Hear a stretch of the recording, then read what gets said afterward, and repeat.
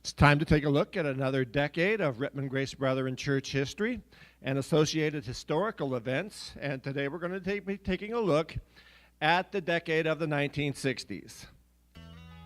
The decade of the 60s can best be described by the title of a song by Bob Dylan, "The Times They Are A-Changing."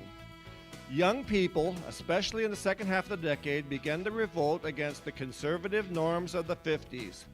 This created a counterculture that sparked a social revolution throughout much of the Western world.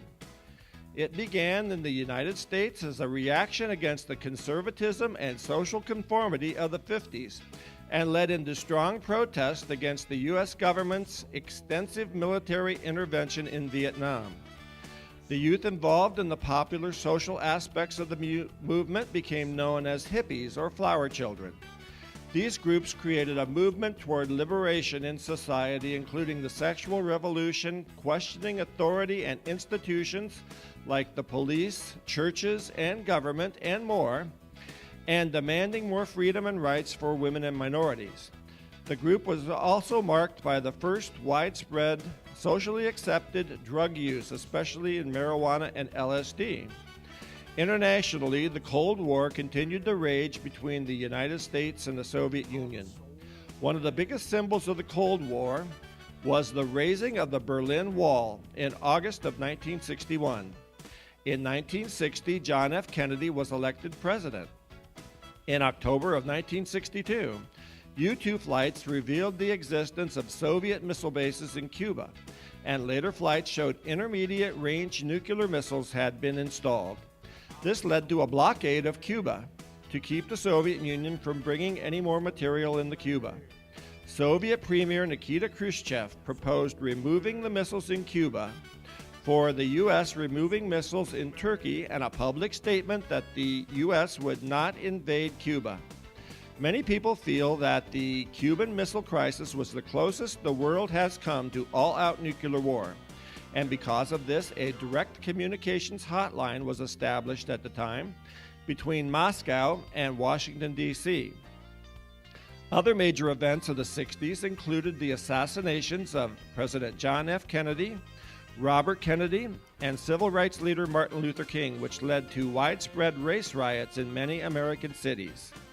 The Soviet Union's Yuri Gagarin became the first man in space, April 12, 1961.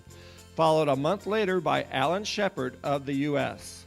The space race ended on July 20th, 1969, with Neil Armstrong and Buzz Aldrin being the first men to land on the moon. Other firsts of the 60s included the first in-flight movie on an airline by Trans World Airlines, the first electric toothbrush, and something parents are very thankful for, the first disposable diapers by Pampers.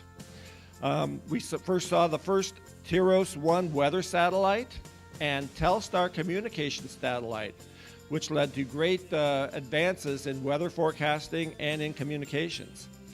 The first Xerox copiers, aluminum cans, lasers, the first zip codes, and touch-tone phones. You didn't dial anymore. You had to have touch-tone phone.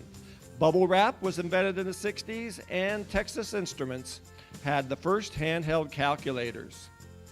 Television continued to dominate pop culture. By 1960, nearly every household had a TV set.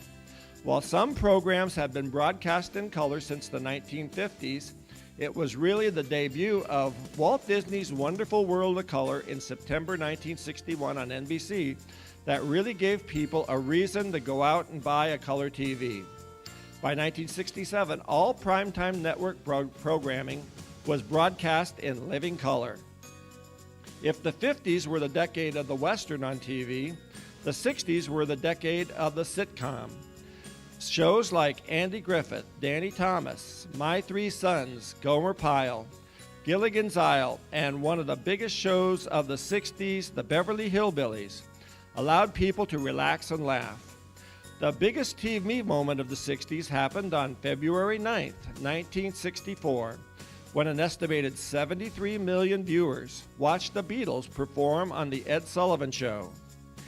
In Rittman, the January 5th, 1961 edition of the Rittman Press reported that Ohio Secretary of State Ted W. Brown had issued a certificate of recognition that confirmed officially that Rittman had become a city.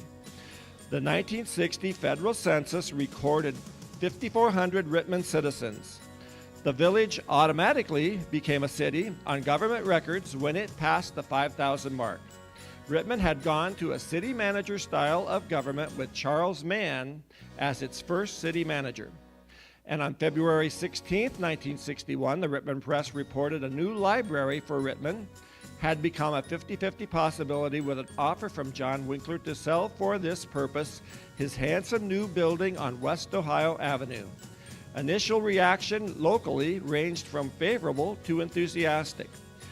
Winkler, a local insurance broker, had agreed to finish his building as a library at a cost of $54,000 and sell it for $40,000, a $14,000 contribution to the community.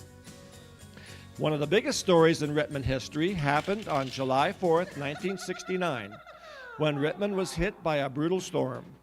Rain began Friday evening at 9:30 p.m. and continued for more than 12 hours, dropping 11.8 inches of rain and bringing with it a continual lightning storm, the likes of which Rittman has probably never seen. Thunder and lightning cracked from 10:15 Friday until 4 a.m. Saturday. Before morning, Rittman was totally isolated by swollen streams, felled trees, and stalled or wrecked autos. Over 1,000 people were forced to leave their homes, and at least 22 business firms were inundated. And Daly's Furniture, 26 South Main Street, caught fire in the midst of rescue operations and burned to the water line, with firemen unable to reach the building. Damage to homes, business, and industry were estimated to reach many millions of dollars. Here at the church, the 60s were a time of great fellowship and growth under Reverend Turner. More emphasis was placed on foreign missions and home missions. More thought was given to the support of Grace College and Seminary and the Brother and Herald publications. A family assistance fund was established to help needy families of the church. Reverend Turner started a weekly radio broadcast on Radio Worcester to reach people, and the church's circle of friends widened. A new parsonage was purchased on Rittman Avenue for the pastor and his family, and financed entirely through savings certificates offered to the congregation. As the indebtedness from the 1950s addition was reduced, more improvements came, including a new kitchen, improved restrooms, and new lighting. But the church was saddened to hear the news of the resignation of Reverend Turner as pastor to accept the position as editor of the Brother and Herald publications.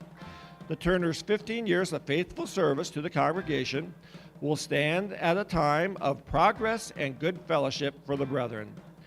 Nevertheless, it was a tearful farewell to Brother Turner, Sister June, and Jeff.